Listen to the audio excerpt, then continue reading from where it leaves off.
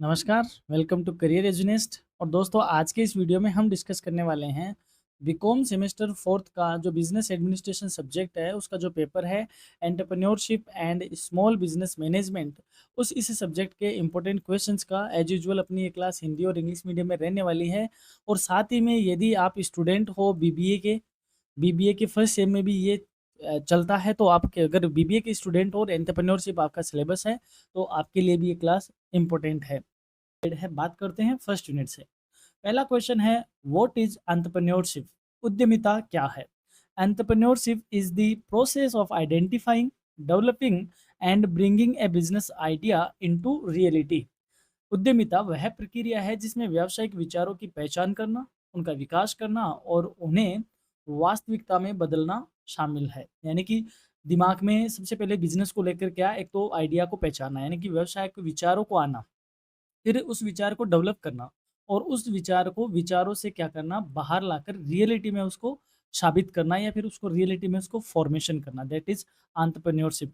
It involves taking risks, managing resources and creating value for society.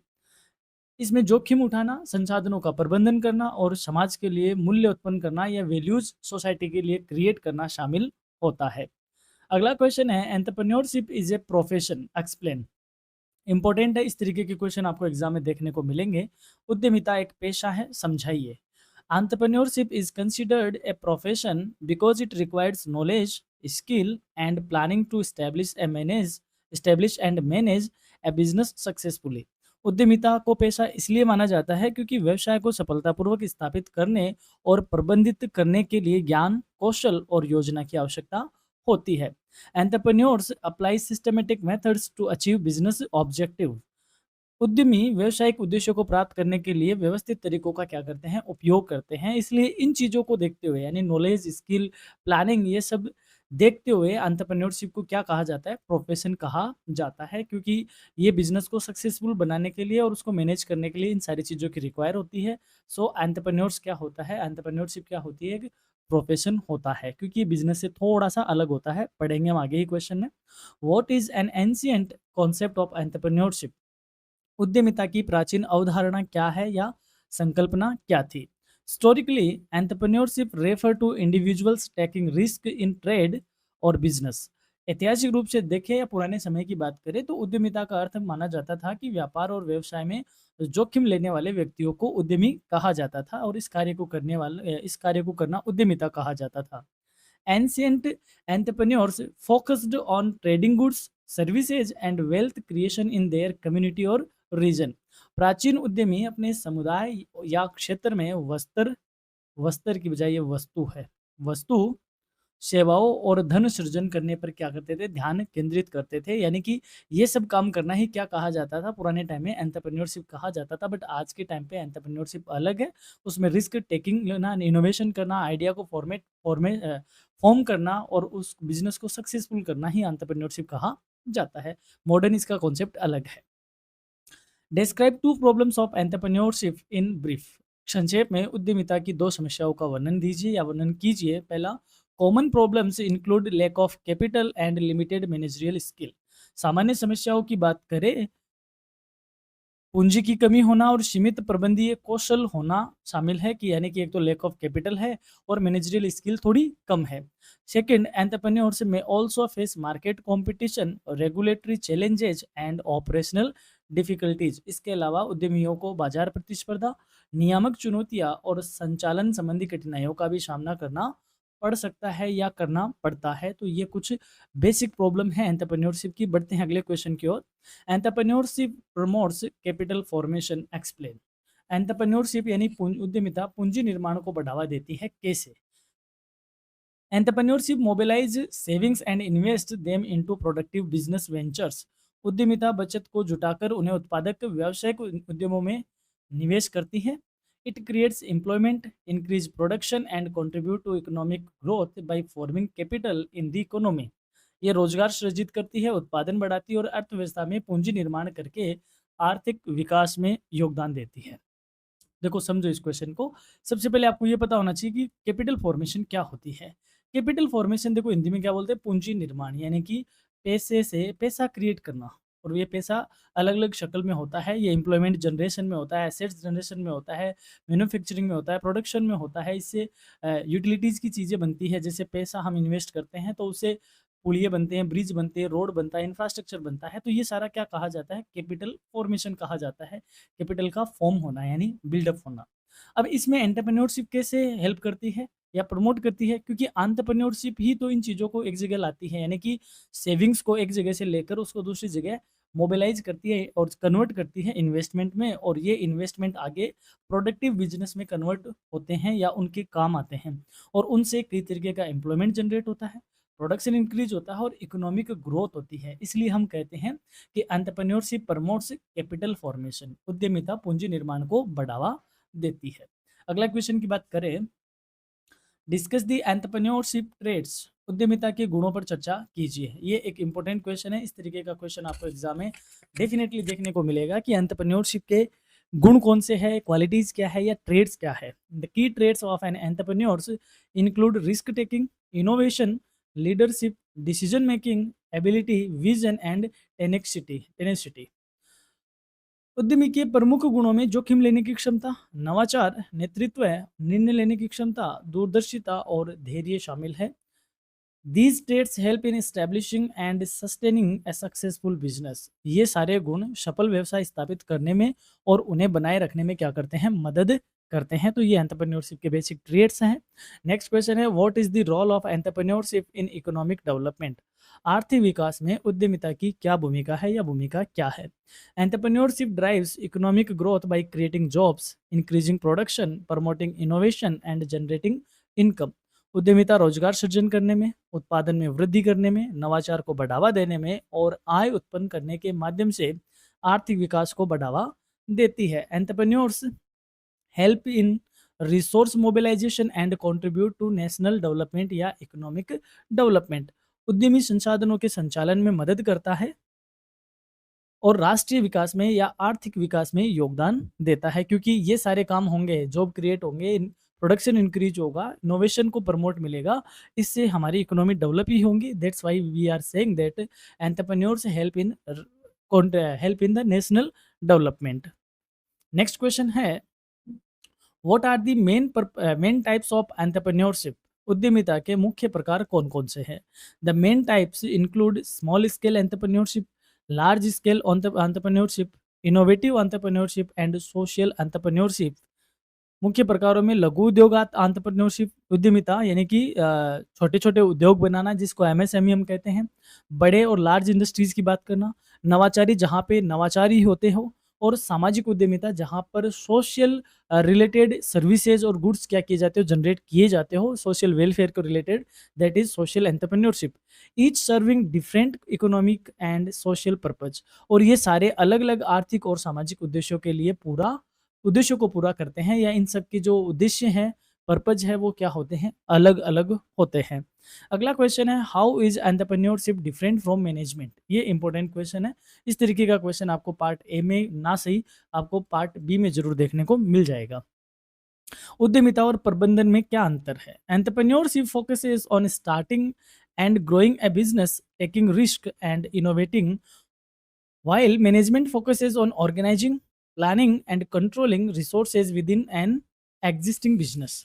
उद्यमिता व्यवसाय शुरू करने, उसे बढ़ाने, जोखिम उठाने और नवाचार करने पर ध्यान केंद्रित करती है, जबकि प्रबंधन मौजूदा व्यवसाय में संसाधनों का संगठन करता है, योजना बनाता है और नियंत्रण की प्रोसेस फॉलो करता है। यानी कि दोनों में क्या डिफरेंस है? एंटरप्रेन्योरशिप बात करती है हमेशा नए बिजनेस के सेटअप की। किसकी बात करती है? नए स्टार्टअप की बात करती है, दैट इज एंटरप्रेन्योरशिप। जबकि जो मैनेजमेंट है वो एग्जिस्टिंग बिजनेस के लिए होता है, या एग्जिस्टिंग बिजनेस के लिए ज़्यादा उसका फोकस होता है। उसका प्रॉपर ऑर्गेनाइज करना, उसको प्लान करके काम करना और कंट्रोलिंग प्रोसेस करना, मैनेजरियल फंक्शंस करना, that is for existing business. ये किसके लिए है? मैनेजमेंट के लिए। और एंटरप्रेन्योरशिप का फोकस होता है बिजनेस को ग्रो करने से और बिजनेस को स्टार्ट करने से रिलेटेड। ये क्वेश्चन अच्छा क्वेश्चन है, एग्जाम में आपको देखने को मिल सकता है। अगला क्वेश्चन है, what are the major problems faced by entrepreneurs in India? भारत में उद्यमियों की मुख्य समस्याएं क्या क्या है, या उद्यमी भारत में किस तरीके की समस्याएं फेस करता है? पहला है, आंसर है, major problems include lack of finance, bureaucratic hurdles, inadequate infrastructure, market competition, technological limitations and shortage of skilled labour. मुख्य समस्याओं में पहला है वित्त की कमी होना, यानी कि फाइनेंस की प्रॉब्लम होना। सेकंड, प्रशासनिक कई तरीके की अड़चनें पैदा होना। अपर्याप्त इंफ्रास्ट्रक्चर या आधारभूत ढांचे का होना। बाजार में प्रतिस्पर्धा का होना। तकनीकी सीमाएं और कुशल श्रम की कमी होना या कुशल श्रम का कम पाया जाना। ये एक मुख्य तौर पे एंटरप्रेन्योरशिप की क्या है, इंडिया में मेजर प्रॉब्लम है। अगला क्वेश्चन है, what are the prospects of entrepreneurship in India. भारत में उद्यमिता की क्या संभावनाएं हैं, एक्सप्लेन कीजिए। अच्छा क्वेश्चन है, part A and part B. Entrepreneurship in India has high prospects due to a growing economy, government support, innovations, and opportunities in sectors like IT, healthcare, agriculture, and manufacturing. Bharat में उद्यमिता की अपार संभावनाएं हैं। वजह क्या है? आर्थिक वृद्धि होना, सरकारी समर्थन का होना, नवाचार होना और आईटी, स्वास्थ्य, कृषि और विनिर्माण जैसे क्षेत्रों में अवसरों की अधिकता का होना। ये सब कारण हैं कि जो बताते हैं कि भारत में उद्यमिता की भरपूर संभावनाएं हैं, क्योंकि इंडिया अभी ग्रोइंग इकोनॉमी है। India world 7th largest country है, पॉपुलेशन के मामले में फर्स्ट लार्जेस्ट कंट्री है, ग्रोइंग मार्केट है। तो यहाँ पे कई तरीके की अपॉर्चुनिटीज है, चाहे वो आईटी सेक्टर हो, हेल्थ केयर हो, एग्रीकल्चर हो, मैन्युफैक्चरिंग हो, सोशल सेक्टर हो, और इनोवेशन की बहुत ज़्यादा नीड है और गवर्नमेंट का भी अच्छा खासा सपोर्ट है। दैट्स वाई हम कह सकते हैं कि एंटरप्रेन्योरशिप की इंडिया में अच्छी खासी प्रोस्पेक्ट्स है, संभावना है। अगला क्वेश्चन है, डिफाइन सोशल एंटरप्रेन्योरशिप। सामाजिक उद्यमिता को परिभाषित कीजिए। Social entrepreneurship involves creating businesses that solve social problems और improve societal wellbeing while being financially sustainable. सामाजिक उद्यमिता ऐसे व्यवसाय बनाने में शामिल होती है जो सामाजिक समस्याओं का समाधान करते हैं और या समाज की भलाई को बढ़ावा देते हैं और वित्तीय रूप से क्या होते हैं, टिकाऊ होते हैं। यानी कि ऐसी एंटरप्रेन्योरशिप जो सामाजिक समस्याओं का समाधान करती है और समाज का वेलफेयर करने का काम करती है, उसको हम बोलते हैं सोशल एंटरप्रेन्योरशिप कहा जाता है। नेक्स्ट है, व्हाट इज इनोवेटिव एंटरप्रेन्योरशिप। नवाचारी उद्यमिता क्या है? Innovative entrepreneurship refers to starting new ventures with novel ideas, products और process that being significant improvements और क्रिएट न्यू मार्केट्स। नवाचारी उद्यमिता नए विचारों, उत्पादों या प्रक्रियाओं के साथ नए उद्यम शुरू करने को कहते हैं जो कि महत्वपूर्ण सुधार लाते हैं या नए बाजार बनाते हैं। यानी इनोवेटिव एंटरप्रेन्योरशिप का मतलब यही हुआ कि मार्केट में कुछ नवाचार करना, मार्केट में कुछ नवाचार करना, नया प्रोडक्ट लाना, नया विचार लाना जो कि मार्केट को सुधारता है या यूँ कहें बहुत इम्प्रूवमेंट लाता है और नया मार्केट बनाता है, उसको बोलते हैं इनोवेटिव एंटरप्रेन्योरशिप। नेक्स्ट है, how do entrepreneurship trades benefit business growth. उद्यमिता के गुण व्यवसायिक विकास में कैसे मदद करते हैं? Trades like creativity, risk taking and leadership helps entrepreneurs identify opportunities, solve problems, innovation and drive business growth effectively. रचनात्मकता, जोखिम लेने और नेतृत्व जैसे गुण उद्यमियों को अवसरों की पहचान करते हैं और समस्याओं का समाधान करने में, नवाचार करने में और व्यवसाय को प्रभावी ढंग से आगे बढ़ाने में मदद करते हैं। यानी कि जो एंटरप्रेन्योरशिप के ट्रेट है, एंटरप्रेन्योरशिप के जो गुण है, वो बिजनेस की ग्रोथ में किस तरीके से हेल्प करते हैं, क्योंकि उनमें क्रिएटिविटी, रिस्क टेकिंग और लीडरशिप की क्वालिटी होती है जो कि बिजनेस की जो आइडेंटिफाई करते हैं, आइडियाज़ की आइडेंटिफाई करते हैं, नई नई अपॉर्चुनिटी क्रिएट करते हैं, प्रॉब्लम को सोल्व करते हैं, इनोवेशन को करते हैं और ये सब होने से बिजनेस की ग्रोथ इफेक्टिव मोड में आगे बढ़ती है। अब बात करते हैं इस यूनिट से बनने वाले लॉन्ग आंसर टाइप क्वेश्चन की, कि इस यूनिट से कौन से क्वेश्चन है जो इंपॉर्टेंट रहेंगे आपके लिए लॉन्ग आंसर टाइप में। पहला है, explain the concept of entrepreneurship and discuss its importance in the Indian economy. उद्यमिता की संकल्पना या अवधारणा समझाइए और भारतीय अर्थव्यवस्था में इसका महत्व बताइए या महत्व पर चर्चा कीजिए। इंपॉर्टेंट क्वेश्चन है, इस तरीके का क्वेश्चन आपको डेफिनेटली एग्जाम में देखने को मिलेगा। हो सकता है लैंग्वेज थोड़ी सी इसकी अलग कर दी जाए। नेक्स्ट है, why do people want to become an entrepreneur, give reasons. लोग उद्यमी क्यों बनना चाहते हैं, मुख्य कारण बताइए। ये क्वेश्चन आपको अगर सी पार्ट में ना सही तो ये बी पार्ट में इस तरीके का क्वेश्चन आपको रीजन ज़्यादा भी नहीं तो 2 रीजन पूछ लिया जाए या 3 रीजन पूछ लिया जा सकता है। तो ये क्वेश्चन भी आपके लिए इंपॉर्टेंट है। अगला है, examine the key traits of successful entrepreneurs and their relevance in business growth. एक सफल उद्यमी के प्रमुख गुणों का विश्लेषण कीजिए और व्यवसाय विकास में उनकी प्रासंगिकता बताइए। ये एक अच्छा क्वेश्चन है, ट्रेड से आपसे क्वेश्चन पूछा जा सकता है। Distinguish between entrepreneurship and management with examples. उद्यमिता और प्रबंधन के बीच अंतर स्पष्ट कीजिए और उदाहरण दीजिए। पार्ट बी के लिए छोटा क्वेश्चन यहाँ से बन सकता है। नेक्स्ट है describe the different types of entrepreneurship with suitable examples. उद्यमिता के विभिन्न प्रकारों का वर्णन कीजिए और उपयुक्त उदाहरण दीजिए। हम यहाँ पे जो भी क्वेश्चन लेके आते हैं दोस्तों, वो सारे इंपॉर्टेंट ही होते हैं। तो इस यूनिट से जो क्वेश्चन बन सकते हैं, जो पॉसिबल क्वेश्चन है, वो इस तरीके के क्वेश्चन आपके रहेंगे। एक क्वेश्चन और देखते हैं। Discuss the role of an entrepreneurs in economic development and job creation. आर्थिक विकास और रोजगार सृजन में उद्यमी की भूमिका पर चर्चा कीजिए कि इकोनॉमिक डेवलपमेंट में और एम्प्लॉयमेंट जनरेशन में। ये जॉब क्रिएशन की बजाय यहाँ पे एक नाम आ सकता है एम्प्लॉयमेंट जनरेशन। एम्प्लॉयमेंट क्रिएशन भी हो सकता है, जनरेशन भी हो सकता है। तो रोजगार सृजन में और आर्थिक विकास में उद्यमी की क्या भूमिका है, चर्चा कीजिए। ये क्वेश्चन भी आपसे पूछा जा सकता है। तो अब बात करते हैं आपके लिए इम्पोर्टेंट एक इन सूचना की कि आपका चाहे माइनर पेपर हो, चाहे एईसी पेपर हो, एसईसी हो, वीएसी हो, कोई भी पेपर हो आपने जो ले रखा है आपके सेमेस्टर में, ऑलमोस्ट हमने सारे पेपर की क्लासेस अपलोड कर दी है। यदि अब भी कोई पेपर की क्लास बाकी है तो आप हमें कमेंट करके ज़रूर बताइए कि सर ये क्लास बाकी है, हम वो क्लास भी आपके लिए लेकर हाजिर होंगे। चलिए अब बात करते हैं यूनिट सेकंड की। यूनिट सेकंड के कुछ इंपॉर्टेंट क्वेश्चंस जो आपके एग्जाम में आपको करेंगे काफ़ी हेल्प। पहला क्वेश्चन है define the entrepreneurship training and development. उद्यमिता प्रशिक्षण और विकास को परिभाषित कीजिए। Entrepreneurship training and development involves systematic programmes to enhance entrepreneurial skills, knowledge and attitudes. उद्यमिता प्रशिक्षण और विकास में व्यवस्थित कार्यक्रम शामिल होते हैं जो कि उद्यमी कौशल, ज्ञान और दृष्टिकोण को बढ़ाते हैं। It prepares individual to successfully start and manage businesses.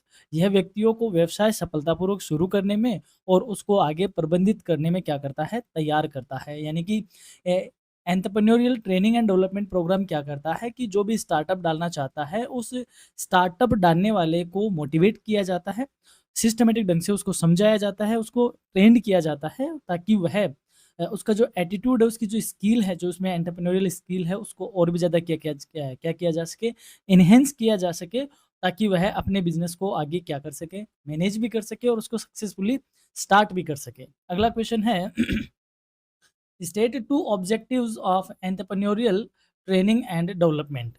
उद्यमिता प्रशिक्षण और विकास के दो उद्देश्य बताइए। To develop entrepreneurial skills and capabilities. उद्यमी कौशल और क्षमताओं का विकास करना। To motivate individual to start and manage their own businesses. व्यक्तियों को अपना व्यवसाय शुरू करने और उसको प्रबंधित करने के लिए क्या करना, तैयार करना या प्रेरित करना। तो ये वो प्रोग्राम होते हैं या फिर एंटरप्रेन्योरियल जो ट्रेनिंग और डेवलपमेंट प्रोग्राम है उनके ये ऑब्जेक्टिव होते हैं कि इसलिए ये चालू किए जाए। नेक्स्ट है why should the government encourage entrepreneurs, give two reasons. सरकार को उद्यमियों को प्रोत्साहित क्यों करना चाहिए, कोई दो कारण बताइए। यानी कि सरकार इतने जो एंटरप्रेन्योर्स है उनको इतना प्रमोट क्यों करती है या सरकार को क्यों करना चाहिए, क्या रीजन है। तो पहला है to promote economic growth and employment. आर्थिक विकास और रोजगार को बढ़ावा देना। यानी सेकंड देख लेते हैं to encourage innovation and capital formation. नवाचार और पूंजी निर्माण को प्रोत्साहित करना। क्योंकि जो एंटरप्रेन्योर्स होंगे वो नए नए स्टार्टअप लाएंगे, नए नए बिजनेस लाएंगे। तो नए नए बिजनेस और स्टार्टअप लाएंगे तो इससे एम्प्लॉयमेंट जनरेट होगा और ओवरऑल इकोनॉमी की क्या होगी, ग्रोथ होगी। साथ में एंटरप्रेन्योरशिप इनोवेशन से रिलेटेड है, तो ये इनोवेशंस लाएंगे और इकोनॉमी को ग्रोथ मिलेगी और ये साथ ही में कैपिटल फॉर्मेशन को भी क्या करते हैं, बढ़ावा देते हैं। इसलिए सरकार क्या करती है, एंटरप्रेन्योर्स को क्या करती है, एनकरेज करते हैं, उनको प्रोत्साहित करती है। नेक्स्ट है what is technical assistance given to small entrepreneurs. लघु उद्यमियों को दी जाने वाली तकनीकी सहायता क्या है। Technical assistance include training, consultancy and guidance on production techniques, quality control and use of modern technology to improve business efficiency. यानी जो तकनीकी सहायता है उसमें प्रशिक्षण, परामर्श और उत्पादन तकनीकों, गुणवत्ता नियंत्रण और आधुनिक तकनीक के उपयोग पर मार्गदर्शन शामिल होता है ताकि व्यवसाय में दक्षता बढ़ सके। यानी वो जो व्यवसाय कर रहा है एंटरप्रेन्योर, जो स्मॉल एंटरप्रेन्योर है यानी जो छोटा बिजनेस कर रहा है, उसको ये सारी चीज़ें या ये बातें या ये गाइडेंस प्रोडक्शन टेक्निक से रिलेटेड, क्वालिटी कंट्रोल से रिलेटेड और नई टेक्नोलॉजी को कैसे इम्प्रूव किया यूज किया जाए या उसको कैसे इन्हेंस किया जाए, इन सबको इसलिए उसके साथ एज ए कंसल्टेंसी उसको दी जाती है ताकि उसका खुद का जो बिजनेस है वह उसको क्या कर सके, इफिशिएंटली मैनर में उसको आगे वह ग्रो कर सके। नेक्स्ट है why is entrepreneurship training important. अब उद्यमिता प्रशिक्षण क्यों जरूरी है, यानी कि ये तो अभी हमने जाना कि इसका क्या ऑब्जेक्टिव है, अब बात करते हैं ये क्यों जरूरी है। Entrepreneurship training is important because it helps individual acquire necessary skills, reduce business risks, boost confidence, promotes innovations and moves improve decision making for effective business management। उद्यमिता प्रशिक्षण महत्वपूर्ण है क्योंकि यह व्यक्तियों को आवश्यक कौशल प्राप्त करने में मदद करता है, व्यावसायिक जोखिमों को कम करता है, आत्मविश्वास बढ़ाता है, साथ ही में ये नवाचार को बढ़ावा देता है और प्रभावी प्रबंधन के लिए निर्णय लेने की क्षमता को क्या करता है, सुधारता है। इसलिए एंटरप्रेन्योरशिप प्रोग्राम ट्रेनिंग प्रोग्राम क्या है, इंपॉर्टेंट है। नेक्स्ट क्वेश्चन है how does the government encourage entrepreneurship in India. भारत में सरकार उद्यमिता को कैसे प्रोत्साहित करती है।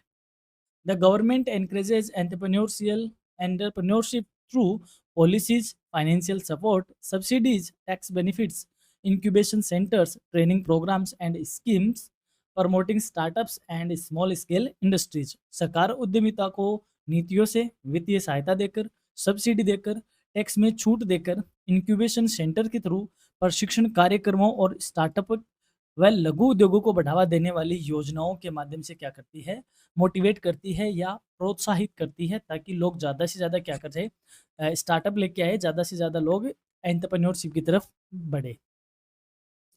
अगला है what are entrepreneurial development programs. EDPs क्या है, उद्यमी विकास कार्यक्रम क्या है, बताओ। इंपॉर्टेंट क्वेश्चन है, ईडीपी से आपको क्वेश्चन डेफिनेटली मिलेगा।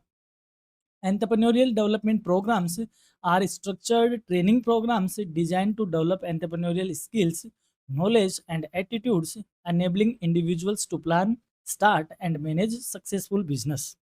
उद्यमी विकास कार्यक्रम संरचित प्रशिक्षण कार्यक्रम है जो उद्यमी कौशल, ज्ञान और दृष्टिकोण विकसित करने के लिए बनाए जाते हैं, जिससे व्यक्ति सफल व्यवसाय की योजना और उसका शुरुआत और उसका प्रबंधन क्या कर सकता है, इजीली कर सकता है। यानी कि ईडीपी का जो प्रोग्राम है वो ये कह सकते हैं कि ये एक स्ट्रक्चर ट्रेनिंग प्रोग्राम है ताकि जो भी एंटरप्रेन्योर है उसमें वह स्किल्स डेवलप करे, उसको नॉलेज उसका एनहेंस करे और उसका एटीट्यूड डेवलप करे ताकि वह अच्छे से प्लान कर सके और अपने बिजनेस को ढंग से स्टार्ट कर सके। अगला क्वेश्चन है what is the role of EDPs in promoting entrepreneurship. उद्यमिता को बढ़ावा देने में ईडीपी की क्या भूमिका है। EDP play a key role by providing skill development, awareness of business opportunities, financial guidance, mentoring, and practical exposure to help individual become successful entrepreneurs। EDP महत्वपूर्ण भूमिका निभाते हैं क्योंकि ये कौशल विकास, व्यावसायिक अवसरों के बारे में जागरूकता, वित्तीय मार्गदर्शन, मेंटरिंग, व्यवहारिक अनुभव प्रदान करके व्यक्तियों को सफल उद्यमी बनाने में क्या करते हैं, मदद करते हैं।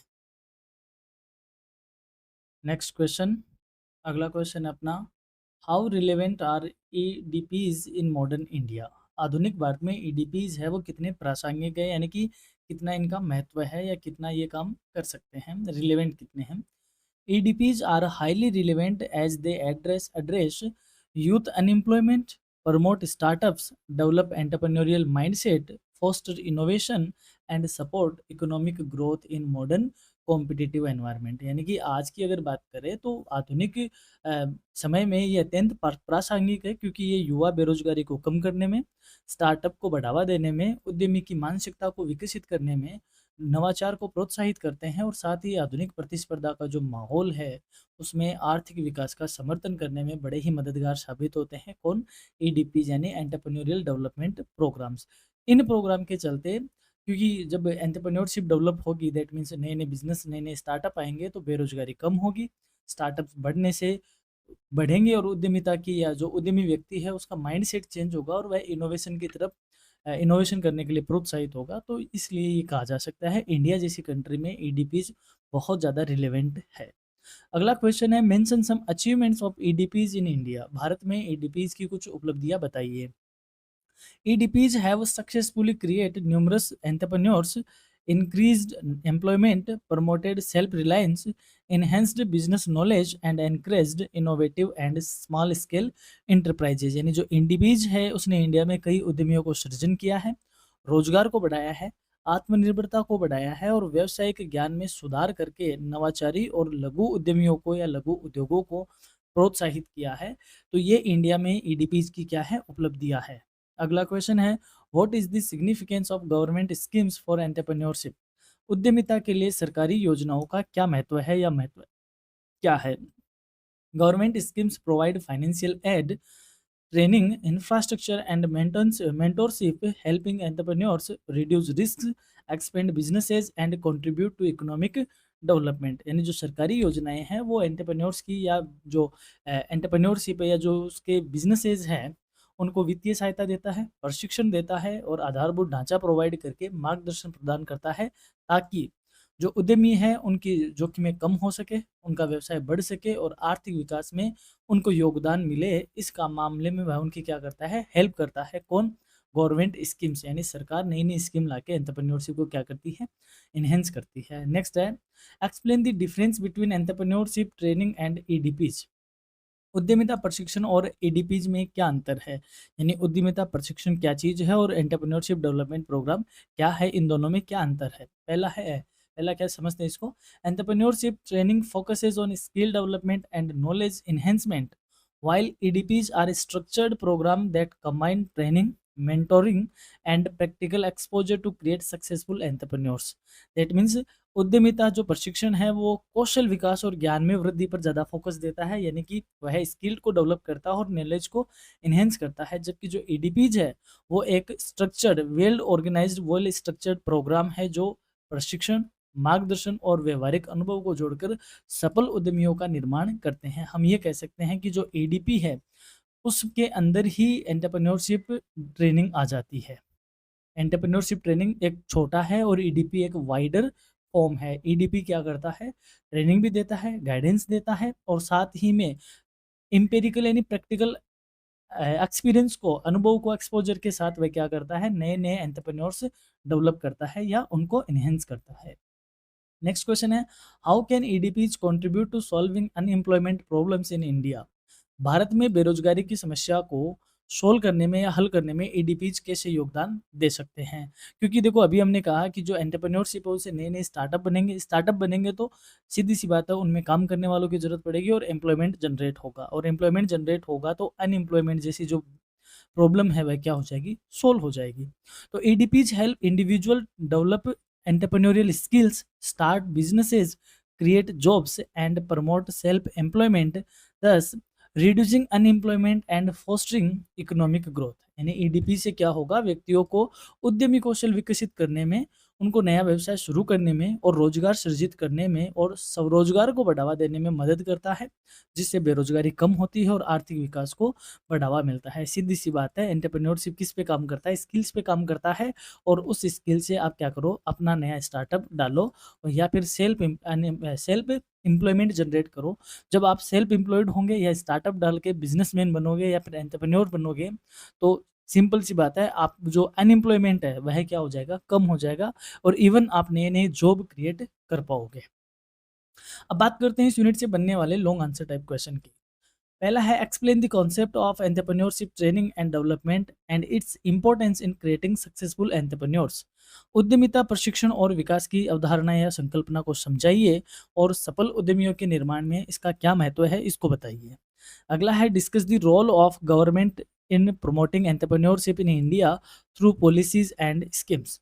नीतियों और योजनाओं के माध्यम से भारत में उद्यमिता को बढ़ावा देने के लिए सरकार की भूमिका पर चर्चा कीजिए या सरकार की भूमिका समझाइए या सरकार का क्या रोल है।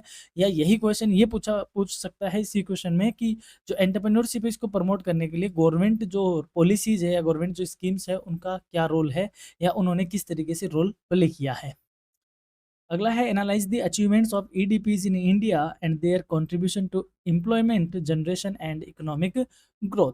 भारत में ईडीपीज की उपलब्धियों का विश्लेषण कीजिए और रोजगार सृजन व आर्थिक विकास में इसके योगदान की योगदान को समझाइए कि जो ईडीपीज है उन्होंने क्या अचीवमेंट हुआ है उससे, और रोजगार में किस तरीके से वृद्धि हुई है और आर्थिक विकास में इसका क्या कंट्रीब्यूशन है। अगला है compare entrepreneurship training and EDPs. उद्यमिता प्रशिक्षण और ईडीपीज की तुलना कीजिए। How do both contribute to developing entrepreneurial skills and mindset. ये दोनों उद्यमी कौशल और मानसिकता विकसित करने में कैसे योगदान देते हैं। तो आपसे इतना सा जो है ये आपको पार्ट बी के लिए इम्पोर्टेंट है, और पूरा अगर पूछते हैं तो पार्ट सी में भी आपसे पूछा जा सकता है। नेक्स्ट है what are entrepreneurial development programs. EDPs क्या है, यानी उद्यमी विकास कार्यक्रम क्या है। Explain their objectives, relevance and impact in India. इनके उद्देश्य, प्रासंगिकता और भारत में प्रभाव को स्पष्ट कीजिए। ये मोस्ट इंपॉर्टेंट क्वेश्चन है। ईडीपी से रिलेटेड यदि कोई क्वेश्चन बनता है तो आप इसको पढ़ते हो तो आपने ऑलमोस्ट पूरा ईडीपी पढ़ लिया है। अब आपके लिए यहाँ पे एक खास सूचना कि हमने एक ही डॉक्यूमेंट में सारी जो वीडियो क्लासेज है उनको हमने कंबाइंड किया है। चाहे आप BA, BSc, BCom, BBA, BCA किसी के भी स्टूडेंट हो, आने वाली जो एग्ज़ाम आपकी वीएससी, एसएससी, एईसी, माइनर, उन सबको आपको इधर-उधर भटकना नहीं पड़े, तो आप ये पीडीएफ है, इस पीडीएफ को आप हमें व्हाट्सएप कर दो इस नंबर पे, वहाँ लिख के भेज दो पीडीएफ पीडीएफ, हम आपको वो पीडीएफ अवेलेबल करवा देंगे। बहुत ही सिस्टमेटिक ढंग में सेमेस्टर सेकंड और फोर्थ के लिए हमने डिटेल क्लासेज और साथ ही में इंपॉर्टेंट क्लासेज के लिंक इसमें रखे हैं। यदि जैसे फॉर एग्जांपल वीएससी में आपके पास स्वच्छ भारत है, तो आपको बस इस बटन पे क्लिक करना है, आप सीधे इसकी क्लास में एंटर हो जाओगे। ठीक इसी हिसाब से पर्सनैलिटी डेवलपमेंट, एनवायरनमेंट, पॉल्यूशन, तो जो भी आपकी क्लास है, तो आपको इधर-उधर भटकना नहीं पड़ेगा। एक ही जगह पे आपको वन स्टॉप सॉल्यूशन मिलेगा। एक पीडीएफ में आपको सारी क्लासेस मिल जाएगी, और इस पीडीएफ का आपके पास होना आपके एग्जाम में एक बहुत मददगार आपको साबित होगा। तो आपको अगर ये पीडीएफ चाहिए तो आप हमें ज़रूर व्हाट्सएप कीजिए, और अपने साथ वालों को भी शेयर करें, ताकि आपका एक शेयर किसी का एग्ज़ाम में सक्सेस बन सकता है। चलो अब बात करते हैं यूनिट थर्ड की। यूनिट थर्ड में पहला क्वेश्चन है what are small and medium enterprises and MSMEs. लघु और मध्यम उद्यम और सूक्ष्म लघु और मध्यम उद्यम क्या है। यानी कि एक तो होता है लघु और मध्यम यानी स्मॉल एंड मीडियम, एक होता है माइक्रो स्मॉल एंड मीडियम, यानी सीधी सी बात है एकदम छोटे से स्टार्ट होके मीडियम तक आता है और एक छोटे से मीडियम तक जाता है। SMEs and MSMEs are businesses with limited investment in plant, machinery and turnover। यानी ऐसे व्यवसाय जिनमें संयंत्र, मशीनरी और कारोबार में लिमिटेड यानी सीमित निवेश या विनियोग होता है। MSME include micro, small and medium enterprises contributing significantly to employment and industrial development। MSME में सूक्ष्म, लघु और मध्यम उद्यम शामिल है, जो कि रोजगार और औद्योगिक विकास में महत्वपूर्ण योगदान देते हैं। एक्चुअली देखा जाए तो आपसे ये पूछना नहीं चाह रहा था, ये क्वेश्चन में थोड़ा सा गड़बड़ है। आप इतने लो कि एमएसएमई क्या है, बस इतना ही बहुत है। व्हाट आर दी, ये यहाँ पे और लगा लो, एंड की बजाय ये क्या है और लगा लो कि एसएमई या एमएसएमई क्या है, दोनों एक ही चीज़ है। अगर इसमें अपन और भी टाइनी सेक्टर ऐड कर देते हैं, यानी और भी माइक्रो सेक्टर ऐड कर देते हैं, तो एसएमई क्या बन जाता है, एमएसएमई बन जाता है। एमएसएमई वो होता है जिसके अंदर हमने उनकी मशीनों में, उनके प्लांट में हमने क्या किया है, इन्वेस्टमेंट कम किया है, उसका इन्वेस्टमेंट कम है और उसका टर्नओवर कम है, इसीलिए उसको क्या कहा है हमने, छोटा इंडस्ट्री कहा है या एमएसएमई कहा है। और ये क्या काम करता है, ये एम्प्लॉयमेंट जनरेट करता है और इंडस्ट्रीज की डेवलपमेंट करने में बड़ा ही रोल प्ले करता है। अगला क्वेश्चन है what is the role of MSMEs in Indian economy. भारतीय अर्थव्यवस्था में एमएसएमईज की क्या भूमिका है। MSME plays a vital role by generating employment, promoting entrepreneurship, supporting export, enhancing innovations and contributing to GDP and regional development. जो MSMEs है ये रोजगार को क्रिएट करते हैं, उद्यमिता को बढ़ावा देते हैं, निर्यात का समर्थन करते हैं और नवाचार को प्रोत्साहित करने के साथ जीडीपी और क्षेत्रीय विकास में योगदान देकर अर्थव्यवस्था के विकास में महत्वपूर्ण भूमिका निभाते हैं। यानी एमएसएमई क्या होता है, जैसे एमएसएमई का मतलब होता है हैंडीक्राफ्ट का काम करना, या छोटे लेवल पे स्मॉल साइज पे क्या करना, बिजनेस करना, और बिजनेस क्या, इंडस्ट्री बनाना, जहाँ पे बात की जाती है इनोवेशन की, जहाँ पे बात की जाती है एंटरप्रेन्योरशिप की, उनको क्या बोलते हैं, एमएसएमई कहते हैं। और इनसे क्या होता है, रोजगार क्रिएट होता है, इनोवेशन को इनहेंस किया जाता है, और ये देश की जीडीपी को बढ़ाते हैं, और इस हिसाब से ये रीजनल डेवलपमेंट करते हुए अर्थव्यवस्था को विकास की गति पे लाते हैं, विकास की पटरी पे लाते हैं। अगला क्वेश्चन है what policies govern small enterprises in India. भारत में लघु उद्यमों को कौन सी नीतियां नियंत्रित करती है, यानी कि लघु उद्योगों से संबंधित कौन कौन सी नीतियां है। Small enterprises are govern by policies such as MSME development act 2006 and government schemes for credit, subsidies, training, technology support and market access.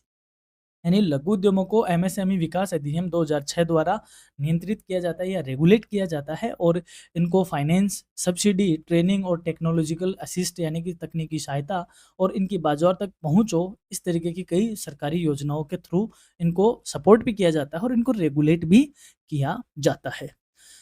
अगला क्वेश्चन है, what is the role of financial institution in promoting small businesses? लघु उद्योगों को बढ़ावा देने में वित्तीय संस्थाओं की क्या भूमिका है, यानी कि जो फाइनेंशियल भूमिका सॉरी जो फाइनेंशियल इंस्टीट्यूशन है उनकी क्या रोल है, यानी कि वह एमएसएमई को किस तरीके से प्रमोट करते हैं, सपोर्ट करते हैं। Financial institution provide loan, credit facilities, advisory services and financial guidance to small businesses, enabling growth and sustainability। वित्तीय संस्थाएं लघु उद्योगों को ऋण देती है, क्रेडिट सुविधा देती है, परामर्श सेवाएं देती है और वित्तीय मार्गदर्शन देती है, जिससे उनका विकास और टिकाऊपन क्या होता है, सुनिश्चित होता है। यानी कि वह छोटे इंडस्ट्रीज को लोन वगैरह देकर क्या करती है, उनको प्रमोट करती है। नाउ नेक्स्ट क्वेश्चन, अगला क्वेश्चन है, what are the district industries centre? DICs क्या है, जिला उद्योग केंद्र क्या है? देखो, हर जिले पे एक उद्योग केंद्र होता है। ये अपनी जो औद्योगिक नीति थी 1977, उसमें ऐसा कॉन्सेप्ट आया गया था। तो डीआईसी है, ये क्या है, क्या काम करता है? DICs are government organizations established at district level to promote and support small scale industries through guidance, financial assistance and training. यानी डीआईसी ऐसे सरकारी संगठन है जो जिला स्तर पर बनाए जाते हैं और ये क्या करते हैं, लघु उद्योगों को मार्गदर्शन देते हैं, उनको वित्तीय सहायता देते हैं और उनको प्रशिक्षण प्रदान करके उनको बढ़ावा देते हैं। तो डीआईसी का काम क्या है, जिला उद्योग केंद्रों का जिला स्तर पे ये स्मॉल स्केल इंडस्ट्रीज को मोटिवेट करते हैं या इन्हेंस करते हैं। अगला है, how do DIC support small businesses?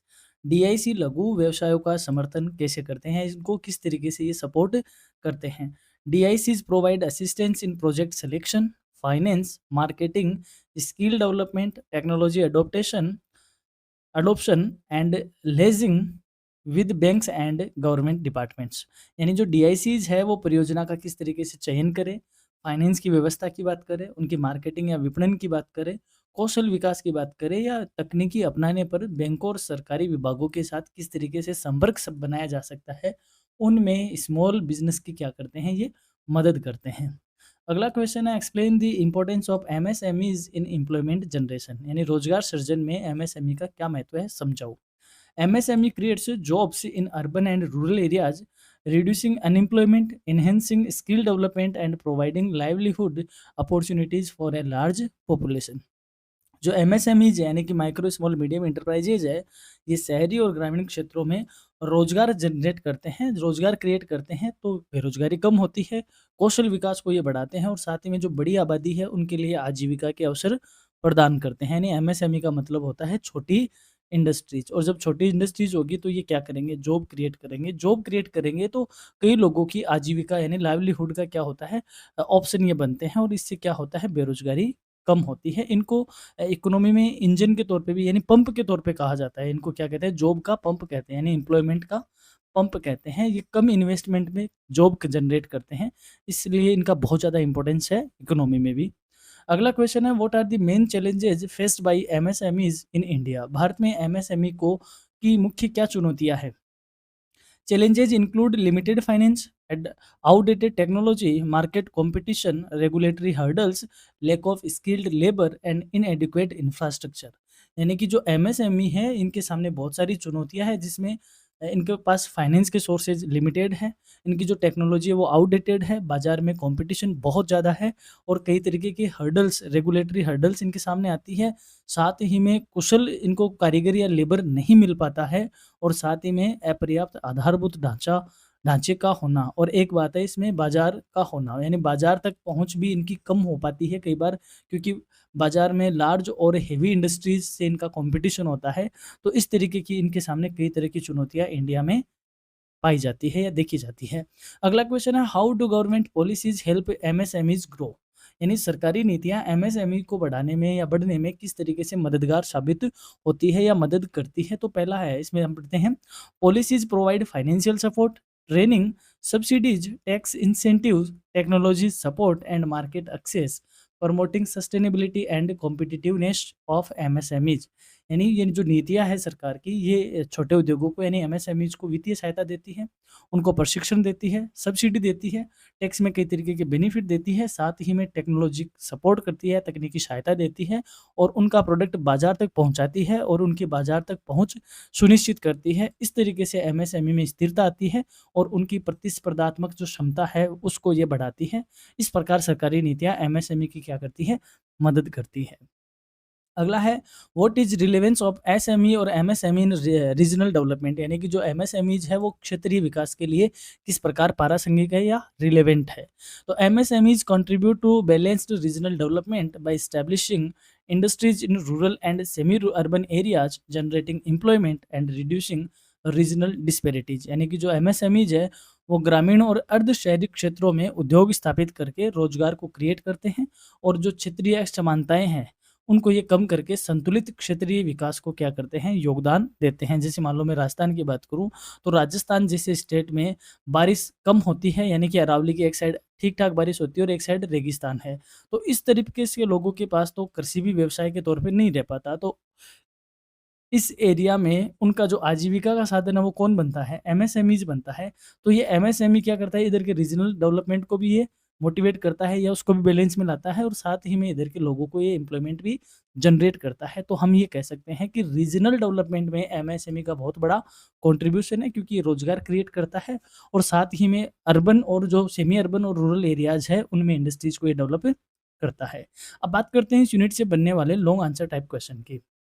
पहला है explain the concept of MSME and discuss their significance in the Indian economy, यानी एमएसएमई यानी सूक्ष्म लघु और मध्यम उद्यम की अवधारणा क्या है, संकल्पना क्या है और भारतीय अर्थव्यवस्था में इनका महत्व क्या है, ये आप इंपॉर्टेंट लगा लीजिए। एमएसएमई से रिलेटेड आपसे क्वेश्चन पूछा जाएगा।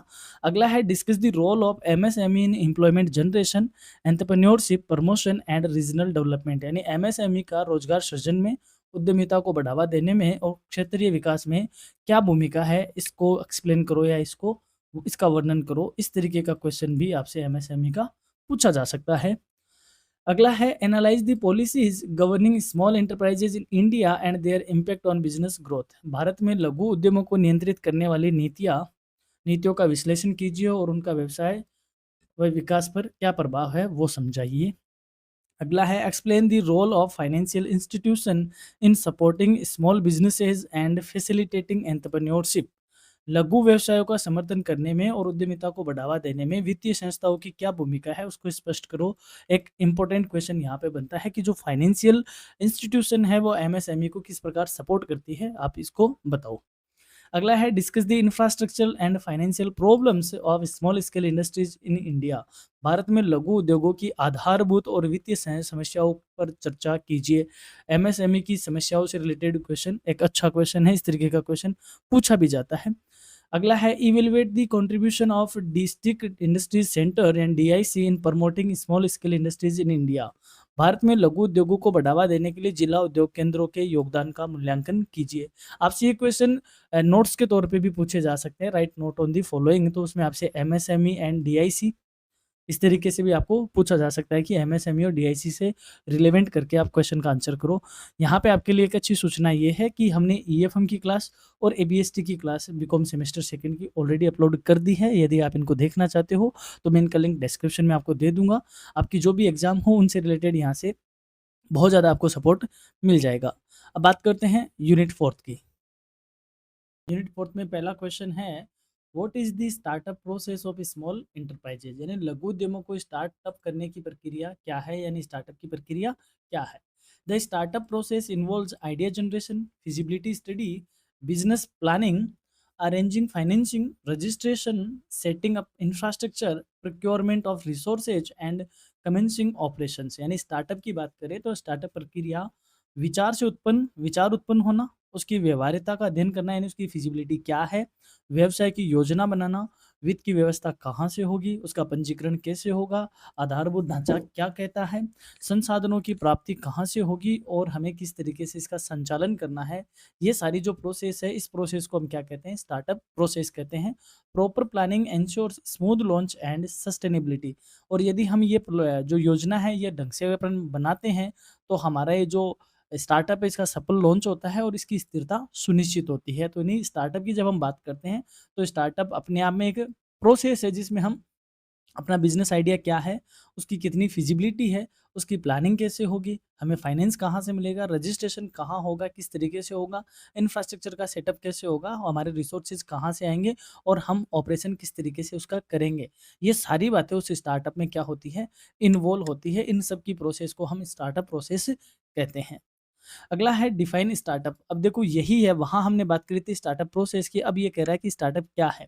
ए startup is a newly established business venture aimed at developing a unique product और service and bringing it to in the market with growth potential. यानी स्टार्टअप एक नया स्थापित व्यवसायिक उद्यम है जिसका उद्देश्य एक अनूठा उत्पाद या सेवा विकसित करना और उसे बाजार में लाना है जिसमें विकास की संभावनाएं होती हो। यानी कि स्टार्टअप का मतलब किससे होता है, इनोवेशन से ही होता है।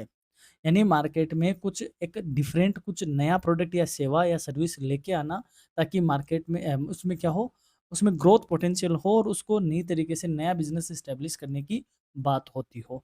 और यदि ऑलरेडी बिजनेस है तो हम उसको, यानी ऑलरेडी कोई पुराना है तो हम उसको बिजनेस बोलते हैं, उसको हम स्टार्टअप नहीं बोलते। स्टार्टअप का मतलब होता है इनोवेशंस होना। अब आता है next question, what is sole proprietorship. यानी एकमात्र स्वामित्व क्या है, यानी कि एकाकी व्यापार क्या है, ये पूछ रहा है। Sole proprietorship is a business owned and manage by a single individual. यानी एकमात्र स्वामित्व वह व्यवसाय है जो एक व्यक्ति द्वारा स्वामित्व में होता है और उसी के द्वारा उसको चलाया जाता है। The owner bears all risk, enjoy all profits and makes all business decisions. जो मालिक है वो सारे जोखिम उठाता है, सारे के सारे लाभ वही प्राप्त करता है और सभी व्यावसायिक निर्णय भी वह खुद ही लेता है। यानी कहने का मतलब जो अकेला बिजनेस मालिक होता है उसको सोल प्रोप्राइटर कहते हैं। अगला है discuss 3 marketing problems in small scale industries. लघु उद्योग में 3 विपणन समस्याओं पर चर्चा कीजिए। यानी कि जो स्मॉल स्केल इंडस्ट्रीज है इनकी मार्केटिंग में क्या प्रॉब्लम्स है, कोई 3 बताइए आप। तो पहला है लैक ऑफ मार्केट इन्फॉर्मेशन, यानी बाजार की सूचना की कमी होना। कंपटीशन फ्रॉम लार्ज फर्म्स, यानी बड़ी बड़ी कंपनियां, बड़ी बड़ी फर्मों से इनका कंपटीशन रहता है। फिर है limited advertising and promotional activities. इनका जो एडवर्टाइजमेंट है वह भी बहुत लिमिटेड होता है, इनका प्रमोशन भी बहुत कम हो पाता है। तो लिमिटेड प्रमोशन होता है, लिमिटेड एडवर्टाइजमेंट होता है, बाजार तक इनकी प्रॉपर पहुंच नहीं होती और वहां पर अगर होती है तो बड़ी कंपनियों से, बड़ी फर्मों से इनका कंपटीशन होता है। ये इनकी मेजर प्रॉब्लम है। अगला है right the 2 problem of small scale industries. ये वही बात है, वही क्वेश्चन यहाँ पे दोबारा मैंने रिपीट कर दिया, गौर नहीं किया। यहाँ पे भी अपन देख लेते हैं। पहला हो गया फाइनेंशियल कंस्ट, वो मार्केटिंग प्रॉब्लम थी, सॉरी ये क्वेश्चन अलग है। यहाँ पे हमने डिस्कस की है मार्केटिंग प्रॉब्लम। मार्केटिंग प्रॉब्लम जो मार्केट से रिलेटेड ही हुई। अब बात करते हैं इनकी बेसिक प्रॉब्लम की। तो पहला है financial constraints and lack of capital, यानी इनके पास वित्तीय बाधाएं हैं, पूंजी की कमी रहती है।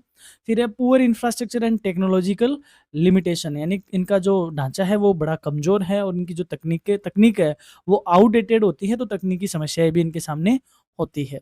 अगला है why do people want to set up a small business, यानी लोग लघु व्यवसाय क्यों स्थापित करना चाहते हैं।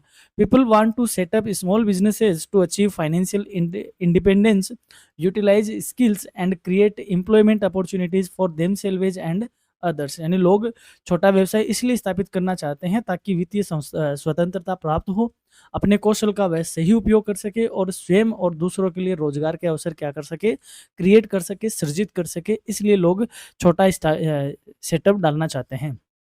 अगला है what is tax holiday. Tax holiday क्या है, यानी कर अवकाश क्या है। इसको स्टार मार्क लगा लो, ये क्वेश्चन आपको एग्जाम में छपा हुआ डेफिनेटली दिख ही जाएगा।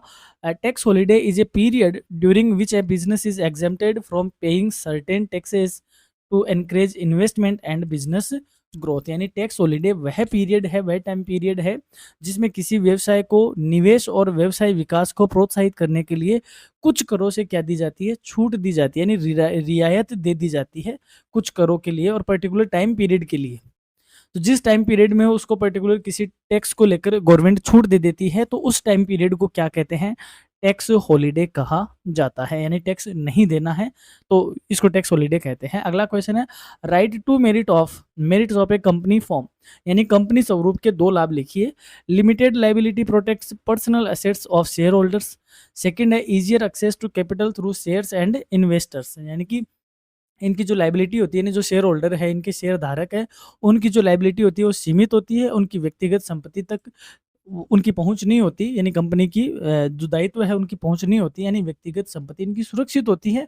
दूसरा, शेयर और निवेशकों के माध्यम से पूंजी प्राप्त होना या पूंजी का जो सोर्स है वह आसानी से इनको अवेलेबल हो जाता है, यानी कि इनकी जो फाइनेंशियल नीड है वह ईजिली कंप्लीट हो जाती है। तो ये 2 लाभ हमने कंपनी के यहाँ पे देखे। अगला क्वेश्चन है, what are the sales tax concession given to the small sector units? लघु क्षेत्रीय इकाइयों को दी जाने वाली बिक्री कर छूट क्या है? Small sector units receive reduced sale tax rates, exemptions on certain goods and deferred tax payments to promote growth and competitiveness। यानी कि लघु क्षेत्रीय इकाइयों को कम बिक्री कर की दरें, यानी कि उनकी जो सेल्स टैक्स रेट है वह क्या हो, कम है। कुछ वस्तुओं पर टैक्स की छूट है, यानी कि एग्जम्पशन है, उनकी कुछ स्पेशल जो चीज़ें हैं उन पर टैक्स की छूट है, और कर भुगतान में विलंब, और वह आगे डिफर्ड टैक्स पेमेंट कर सकता है, यानी कि टैक्स का जो पेमेंट कर रहा है वह आगे कर सकता है। इस तरीके की उनको सुविधाएँ दी जाती है ताकि उनका विकास हो सके और वह प्रतिस्पर्धात्मक क्षमता है वह उनकी बढ़ सके। बात करते हैं अगले क्वेश्चन की, व्हाट इज़ डेप्रिसिएशन अलाउंस? यानी अपक्षय भत्ता, यानी कि ह्रास भत्ता भी इसको कहते हैं। ह्रास भत्ता क्या है? डेप्रिसिएशन अलाउंस क्या है? यानी कि जो हमारे एसेट्स होती है बिज़नेस में, उन एसेट्स पे जो टैक्स हम जो डेप्रिसिएशन लगाते हैं, उस टैक्स डेप्रिसिएशन को टैक्स से एग्ज़म्प्ट करना क्या होता है? टैक्स डेप्रिसिएशन अलाउंस कहा जाता है। तो depreciation allowance is a tax benefit that allow businesses to deduct the depreciation of assets from taxable income, reducing tax liability. यानी कि जो ह्रास भत्ता है वह एक कर लाभ है जो व्यवसाय को कर योग्य आय में से संपत्ति के मूल्य ह्रास को घटाने की क्या देता है? अनुमति देता है, जिससे हमारी जो टैक्स की लायबिलिटी है, जो कर देता है वह क्या हो जाती है? कम हो जाती है। यानी कि जो हमारा डेप्रिसिएशन लगा है, उस डेप्रिसिएशन को हमारी जो टैक्सेबल इनकम है, इसमें से घटाने के लिए अलाउ करता है, तो हम इसको क्या कहते हैं? डेप्रिसिएशन अलाउंस कहा जाता है। अगला क्वेश्चन है, discuss 2 features of cooperative organisation. सहकारी संगठन की 2 विशेषताओं पर चर्चा कीजिए। Owned and managed by members for mutual benefits, यानी इनको सदस्य द्वारा पारस्परिक लाभ के लिए स्वामित्व और प्रबंधन किया जाता है। यानी कि जो कोऑपरेटिव ऑर्गेनाइजेशन है उनको उनके सदस्यों द्वारा ही स्वामित्व किया जाता है और सदस्यों द्वारा ही उसको चलाया जाता है। फिर है democratic decision making with 1 member 1 vote principle. इनका जो इसकी जो क्या बोले प्रिंसिपल होता है वो लोकतांत्रिक निर्णय लेने की प्रक्रिया पे आधारित होता है, जिसमें प्रत्येक सदस्य की 1 वोट होती है। यानी कि इसका जो मेंबर है वह इसमें 1 वोट डालता है, जैसे हम डेमोक्रेसी में करते हैं, जैसे हमारे लोकतंत्र में करते हैं, उसी प्रकार से इसका जो ऑर्गेनाइजेशन होता है वो डेमोक्रेटिक होता है कोऑपरेटिव सेक्टर में या कोऑपरेटिव ऑर्गेनाइजेशन में। अगला है, explain the organisation structure of small scale industries in India. भारत में लघु उद्योगों की संगठन संरचना को समझाइए। Small scale industries typically have a simple structure with owner managed unit. यानी लघु उद्योगों की जो संगठन संरचना है वो आमतौर पर सरल होती है और मालिक द्वारा प्रबंधित इकाइयों पर ही आधारित होती है। Key role include production, marketing, finance and human resources. और इनकी जो मुख्य भूमिका है उनमें उत्पादन, विपणन, वित्त और मानव संसाधन शामिल होते हैं। Small teams ensure flexibility, quick decision making and efficient resource utilisation. जो छोटी टीमें हैं उनमें फ्लेक्सिबिलिटी होती है, इजीली जल्दी डिसीजन ले लेते हैं और अपने जो संसाधन है उनका वह कुशलतापूर्वक उनका क्या करते हैं? उपयोग करते हैं। ये इनकी संगठन संरचना होती है। अगला क्वेश्चन है, what taxation benefits are available to small scale industries in India? भारत में लघु उद्योगों को कौन-कौन से कर लाभ मिलते हैं? Small scale industries enjoy benefits like tax exemptions, reduced corporate tax rates, investment allowances and indirect tax concessions to increase growth and competitiveness. यानी लघु उद्योगों को कई तरीके की कर छूट, कम कॉर्पोरेट टैक्स रेट होती है, निवेश भत्ते, अप्रत्यक्ष कर रियायतें जैसी सुविधाएं इनको मिलती है, जिससे इनका क्या होता है? विकास होता है और इनकी प्रतिस्पर्धात्मक क्षमता बढ़ती है। अगला क्वेश्चन है, what are the common problems faced by small scale industries? लघु उद्योगों को आमतौर पर कौन कौन सी समस्याएं आती है? ये क्वेश्चन मेरे ख्याल से अभी हमने कर लिया है, तो इसको दोबारा करने की कोई नीड है नहीं। अगला है, how is small business management different from large scale business management, यानी लघु व्यवसाय प्रबंधन का बड़े व्यवसाय प्रबंधन से किस तरीके से अलग है, यानी कि जो छोटा बिजनेस है उसका मैनेजमेंट कैसे होता है और जो बड़ा मैनेजमेंट है या बड़ा इंडस्ट्री है उसका मैनेजमेंट कैसे होता है, इन दोनों में क्या डिफरेंस है। तो small business management focuses on owner led decision making, limited resources, flexibility and personal attention, यानी जो लघु उद्योग व्यवसाय है या लघु व्यवसाय है उनका जो प्रबंधन है उसमें मालिक द्वारा निर्णय लिया जाता है, साधन उनके सीमित होते हैं, फ्लेक्सिबिलिटी ज़्यादा होती है और व्यक्तिगत ध्यान ज़्यादा शामिल होता है क्योंकि ऑर्गेनाइजेशन इनका छोटा होता है। वहीं large scale management involves formal structure, specialised departments and complex procedure. वहीं जो बड़े व्यवसाय होते हैं इनका संगठन भी बड़ा होता है, तो बहुत ज़्यादा औपचारिक संरचना होती है, विशेषज्ञ विभाग की टीम होती है और इनकी जो प्रोसीजर होता है वो बड़ा ही कॉम्प्लेक्स होता है। उसमें कई तरीके के लेयर होते हैं, top level management, middle level management, bottom level management, इस तरीके से इनमें लेयर होती है। तो एक ये जटिल प्रक्रिया से गुजरता है इनका मैनेजमेंट। तो जो स्मॉल स्केल बिजनेस है उनका मैनेजमेंट का जो फोकस होता है वो ओनर लेड होता है, यानी एक ही व्यक्ति लगभग सारे काम करता है। अगला है what are the key functions of small business management. लघु व्यवसाय प्रबंधन के प्रमुख कार्य कौन कौन से हैं। Key functions include planning, organising, staffing, directing, controlling, financial management, marketing and operation management to ensure smooth running and growth. यानी कि जो सिंपल सी बात है, इसमें जो स्मॉल स्केल बिजनेस है उसका जो मैनेजमेंट है वो क्या काम करेगा, वो भी वही काम करेगा जो बड़े लेवल का मैनेजमेंट करता है, क्योंकि उसको भी योजना बनाना है, संगठन करना है, स्टाफिंग यानी कि पर्सोनेल को भर्ती करना है, निर्देशन का काम करना है, नियंत्रण का काम करना है, फाइनेंस की जुगाड़ करना है और मार्केटिंग और उसका संचालन करना भी शामिल है, ताकि व्यवसाय क्या हो सके उसका सुचारू रूप से चल सके और आगे बढ़ सके। तो यानी कि वो भी स्मॉल स्केल वाला भी वही सारे काम करेगा जो लार्ज स्केल वाला मैनेजमेंट करता है। बस इतना फ़र्क पड़ता है कि उसका जो लेवल है वह क्या होता है, छोटा होता है या कम होता है। अगला है how does proper organisation structure benefit small scale industries. उचित संगठन संरचना लघु उद्योगों को कैसे लाभ पहुंचाती है। A proper structure clarifies roles, improve coordination, facilitates decision making, enhances efficiency and support growth, innovation and employee accountability. यानी जो उचित संगठन संरचना है, यदि यदि हमने अपने ऑर्गेनाइजेशन का स्ट्रक्चर सही ढंग का बनाया हुआ है तो हम क्या कर पाएंगे, इसमें सबकी भूमिका स्पष्ट हो जाएगी कि कौन कौन क्या काम करेगा। लोगों में या उसमें जो सदस्य है उन सब में तालमेल अच्छा होगा, यानी समन्वय उसका प्रॉपर होगा, डिसीजन लेने में आसानी और सुविधा होगी, दक्षता बढ़ाएगा यानी कि इफिशियंसी इससे बढ़ेगी और डेवलपमेंट होगा यानी विकास होगा, नवाचार होगा और कर्मचारियों की जो जवाबदेहिता है यानी जो अकाउंटेबिलिटी है उसको ये इन्हेंस करने का काम करेगी। यानी कहने का मतलब यदि हमारा ऑर्गेनाइजेशन स्ट्रक्चर सही है तो हमारे बिजनेस के जो लगभग सारे काम हैं वह क्या हो जाएंगे, इजीली सही होने लग जाएंगे या सही होते हैं। अगला है what financial support is provided to small scale businesses by government. सरकार द्वारा लघु व्यवसाय को किन कौन कौन से वित्तीय समर्थन दिए जाते हैं। Government provides loans, subsidies, grants, credit guarantees, venture capital, and support through institutions like SIDBI and DICs for startup and growth। यानी सरकार क्या करती है, छोटे उद्योगों को ऋण देती है, उनको सब्सिडी देती है, अनुदान देती है, क्रेडिट गारंटी देती है, वेंचर कैपिटल प्रोवाइड करवाती है और सिडबी और डीआईसी जैसी संस्थाओं के माध्यम से स्टार्टअप और विकास के लिए उनको क्या करती है, मोटिवेट करती है। तो इन तरीके से गवर्नमेंट क्या करती है, इनको फाइनेंशियल सुविधाएं प्रदान करती है। अगला है explain the importance of managing operations efficiently in small businesses. यानी लघु व्यवसायों में संचालन का प्रभावी प्रबंधन क्यों महत्वपूर्ण है, एक्सप्लेन करो। Effective operations management ensures optimum utilisation या optimum resource use, cost control, timely production, quality maintenance, customer satisfaction and overall business sustainability.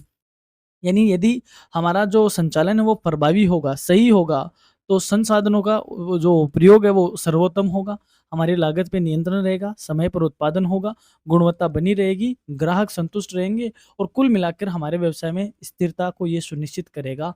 तो यानी कि हमारा जो ऑपरेशन मैनेजमेंट है वह यदि इफेक्टिव होगा तो बिजनेस की ओवरऑल सस्टेनेबल ग्रोथ होगी। अगला क्वेश्चन है how do small businesses take advantage of tax concessions to remain competitive. प्रतिस्पर्धात्मक बने रहने के लिए लघु व्यवसाय पर कर रियायतों को कैसे लाभ उठाते हैं। यानी कि जो लघु व्यवसाय है उनको किस तरीके की कर रियायतें मिलती है और उससे वह किस तरीके से प्रतिस्पर्धा में बने रहते हैं। Small businesses utilize tax concessions to reduce operational cost, invest in growth, improve profitability, adopt new technologies and enhance competitiveness. लघु व्यवसाय कर रियायतों का उपयोग करके संचालन लागत को कम करते हैं, विकास में निवेश करते हैं, लाभप्रदता को बढ़ाते हैं और नई तकनीक को अपनाते हैं। इस प्रकार वह प्रतिस्पर्धात्मक को यानी अपनी प्रतिस्पर्धात्मक क्षमता को बनाए रखते हैं और उसे बढ़ाते हैं। अब बात करते हैं इस यूनिट से बनने वाले important long answer type question की। Discuss the various steps required for establishing a business venture. एक व्यवसाय उद्यम स्थापित करने के लिए आवश्यक विभिन्न चरणों की चर्चा कीजिए। Discuss the special managerial and planning problems of small scale industries. लघु उद्योगों में विशेष प्रबंधकीय और योजना संबंधी समस्याओं को डिस्कस कीजिए, चर्चा कीजिए। अगला है describe the organisation structure of small scale industries in India and explain its importance for effective management. भारत में लघु उद्योगों की संगठन संरचना का वर्णन कीजिए और प्रभावी प्रबंधन के लिए इसका महत्व समझाइए। फिर है how will be determine the choice of suitable form of organisation, यानी संगठन के उपयुक्त रूप से चयन को आप कैसे निर्धारित करेंगे। देखो ये क्वेश्चन है, इसकी लैंग्वेज इस तरीके से आपको मिल सकती है, यानी कि आपसे यहाँ पूछा गया कि सही संगठन संरचना का वर्णन करो और ये प्रभावी प्रबंधन में किस तरीके से रोल प्ले करता है। वहीं आपसे ये पूछा गया कि एक सही स्ट्रक्चर को, सुटेबल स्ट्रक्चर को चूज कैसे किया जाता है, उसको कैसे डिटरमाइन किया जाता है, इसको समझाओ। तो क्वेश्चन की लैंग्वेज आपसे चेंज करके पूछी जा सकती है।